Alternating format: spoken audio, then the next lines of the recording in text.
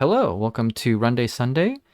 I hope your Sunday is going nice and smoothly, nice and relaxing. If not, that's a-okay because I've got a topic today for you that will hopefully also get you into a more relaxed yet focused and productive mood. The reason is, on Monday, I talked about this podcast called Flow State, which helps get you into and maintain flow state. But we didn't really talk about what flow state is like back on Monday. So today we're going to talk about how it feels, how to get into it, get a little bit more into the detail of it. So to start, what is flow state? Well, flow state is also known as being in the zone, if you've ever heard of that. And it's this mental state where while you're performing some sort of activity, you are fully immersed in this feeling of energized focus, you are fully involved, and you're enjoying the process of doing this activity. So that's kind of a, general description, but I don't think it captures the visceral, tangible feelings that you experience while you're in flow state. So I just wanted to give you a story of my first run-in with the flow state. And I'm not saying that yours will be the exact same, but maybe it'll give you a better baseline for understanding what flow state is like. So first time for me, junior year of high school, it's storming. It's raining so hard outside. And I get one of those thoughts where, you know, it's such a dumb idea, but it's so spontaneous that you're like, oh man, I got to do it. It's so dumb. And the thought was, hey, what if I just go out and run right now in this storm? And before I could, overthink it and, stop the idea, I just say, hey, mom, I'm going to go run. And my mom said, okay. And before, she can realize what a dumb idea this is, I get out the door, and 5 seconds in, regret. I am cold. I am soaked. My clothes are clinging to me because of, how wet it is. I've got to be, my glasses are all covered in water and starting to fog up. And it's just all bad right away. But I commit to it. And for the first mile, it just gets worse and worse, right? Colder, wetter, more miserable. But around the 1 mile mark, I soon realize, hey, similar to how when you get sick and you can't breathe, right? Your nose all clogged up and you're talking like this, and you're wondering if you'll ever breathe normally again and what that feels like. When you get better, you really appreciate it, but you also don't know, when did I start getting better? When can I start breathing normally? And in a similar vein, I was like, oh man, I no longer am feeling as cold or miserable. How did that happen? Soon after that, I experienced something even more.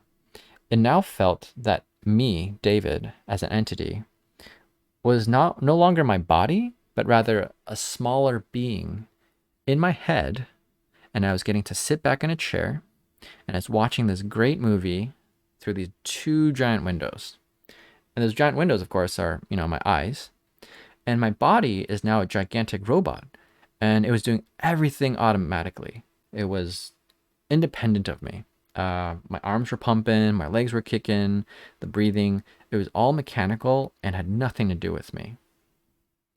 And now all I had to do was just sit back and just process all the information that's coming in that usually you're not able to fully enjoy. I was able to enjoy the scenery, feel the water drops, feel the wind, smell the air, just take a look at the trees and the trails and, like some geese. And I ran that day for about 3 to 4 miles, and it felt like I could have gone forever, really. So that was my first run in with the zone, flow state. And it was just this wonderful visceral experience. And I'm not going to say that all experiences are going to be like that because, my later, run-ins with the zone or flow state were not quite as visceral. They weren't quite as memorable. But let's talk about now some of the more universal experiences that you might experience when you're in flow state. And I've kind of described it with a technical definition, right? Full immersion, energized focus, full involvement, enjoying the process. But some other details that also tend to ring true for all experiences is that your breathing is smooth. whatever mechanical motion, or your sometimes it's not mechanical, it's not necessarily physical, it's a thought process if you're doing something a bit more abstract like computer work. But there's a very smooth flow and continuity to it where there's not a lot of stalling out and choice making. It's just click, click, click. So again, smooth breathing, smooth action. It's all very efficient, and you feel like you can do it forever. So it's a really cool feeling, and you know, once you experience it, you always want to go back to it. It just feels so useful no matter what kind of thing you're doing. But the problem is it's hard to get into flow state, and it's also tricky to think about how I get into flow state. How do I keep it up? Because it's very difficult to get into it and very easy to break out of it. So what I'm going to talk about next is some of the things that help encourage flow state and maintain it. And hopefully that will help you, if you're not experienced with this, get into it more often. Okay, so how do we start into flow state? That's the number one question, I imagine. So flow state, perhaps the best way to think about it is think of it as a dream state, right? When you're dreaming, it's hard to know when you start dreaming, and it's just this like sensation of wonderment and magic, and it's very easy to break out of. So again, some of the things I've mentioned before are what's are going to help us get into flow state. One is smooth breathing. If you have to focus on anything, focus on breathing. Nice and relaxed, nice and smooth. Number two, don't try for flow state. I think a lot of times we try to force things to happen, right? We work harder, we narrow our focus, and the more you exert yourself, the more you try. It's kind of like if someone tells you to try to relax. If someone is like, try to relax, just try, okay? I just need you to try for me, all right? Try. It's more likely you're just going to tense up. You're not going to get any more relaxed. So, trying in this case is letting go, accepting the situation for what it is. Let's just breathe. And if it doesn't work, it doesn't work. That's okay. So, smooth breathing, acceptance of the situation, and being there, right? These are the two key things to getting into flow state. I would say the third one, though, is not something I necessarily try for each time, but it is something I notice is present quite often when I enter flow state. And that is a lot of times I enter flow state when I'm in a high state of physical and mental exertion. So let's say, I've been on a long run and I'm really running out of gas. At that point, what happens is that my mind is telling my body to just try to survive and try to keep an efficient motion. And because my mind and body are like so drained, they really can't give any more effort than to just try to do, the most efficient, basic things to survive. And because they're both so overloaded, the mind and body, you can't really overthink things, right? You're not thinking like, oh, what am I going to have for dinner later? You know, oh God, I regret saying that thing to that person today. Oh God, how embarrassing. You're just surviving. You're just like left, right, body straight. And you're not even consciously thinking that. It's all becoming, subconscious, unconscious sort of processing. And because of that, because you're not overthinking, a lot of times you enter flow state because you're just at peak efficiency and your mind is just blank. So I would say those are, along with the first two, I guess the key three things that are most helpful to get into flow state: smooth breathing, acceptance of the situation and being in the moment, and having your mind and body overloaded, so to speak. And again, neither of these things are going to guarantee you're going to enter flow state, but they are conducive to it. And even if you don't enter this full, like, sort of like dreamlike state, which is flow state, you're still probably going to be more relaxed and more smooth and more efficient. And that's a good thing. So even if it doesn't work out fully, I would say not bad. Okay, how do we keep flow state? How do we maintain it? Because just like a dream, it's very easy to jolt yourself out of it.